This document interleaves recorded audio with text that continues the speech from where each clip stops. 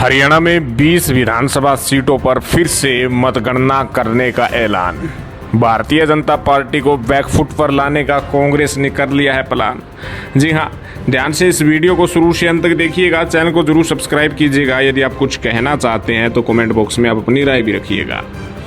हरियाणा विधानसभा चुनाव में हार को स्वीकार नहीं कर पा रही कांग्रेस ने अब इलेक्ट्रॉनिक वोटिंग मशीन यानी कि ईवीएम में गड़बड़ी का आरोप लगाते हुए चुनाव आयोग को चिट्ठी लिखी है। 20 विधानसभा सीटों पर फिर से मतगणना कराने की मांग करते हुए कांग्रेस ने ईवीएम की बैटरी 90% से ज़्यादा चार्ज होने पर सवाल उठाते हुए छेड़छाड़ का संदेह जताया है। कांग्रेस ने जिन विधानसभा क्षेत्रों में दोबारा मतगणना करने की मांग की है उनमें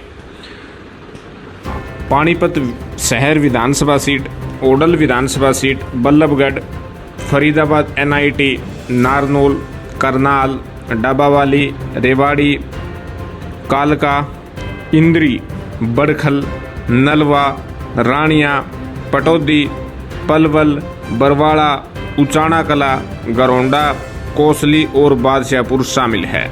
पार्टी का दावा है कि 8 अक्टूबर को मतगणना वाले दिन जिन मशीनों में गड़बड़ी थी उनके सारे वोट बीजेपी के खाते में गए हैं, इसलिए इन सीटों पर दोबारा मतगणना कराई जानी चाहिए।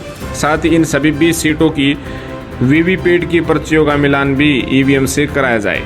कांग्रेस सांसद दीपेंद्र हुड्डा ने कहा है कि चुनाव आयोग को तुरंत इस दिशा में कदम उठाने चाहिए।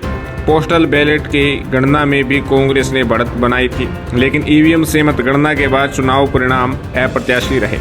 उन्होंने कहा कि छल कपट के बावजूद कांग्रेस ने भारतीय जनता पार्टी के लगभग बराबर मत प्रतिशत हासिल किया।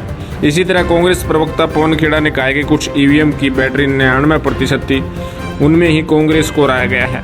जिनकी बैटरी 60 से 70% चार्ज थी उनमें हमारा उम्मीदवार जीता हुआ दिखाया गया है। कांग्रेस प्रदेशाध्यक्ष चौधरी उदय भान ने आरोप लगाया कि चुनाव में इस्तेमाल की गई ईवीएम हैक की गई है।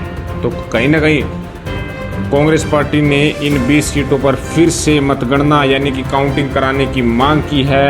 अब चुनाव आयोग क्या रिप्लाई करता है ये देखने वाली बात होगी। अगर फिर से मतगणना होती है, काउंटिंग होती है, तो कहीं ना कहीं भारतीय जनता पार्टी जो है बैकफुट पर आ सकती है, क्योंकि यदि कुछ इधर से उधर बात हुई तो भारतीय जनता पार्टी जो इस वक्त पूर्ण बहुमत से है तो कहीं ना कहीं भाजपा को झटका भी लग सकता है।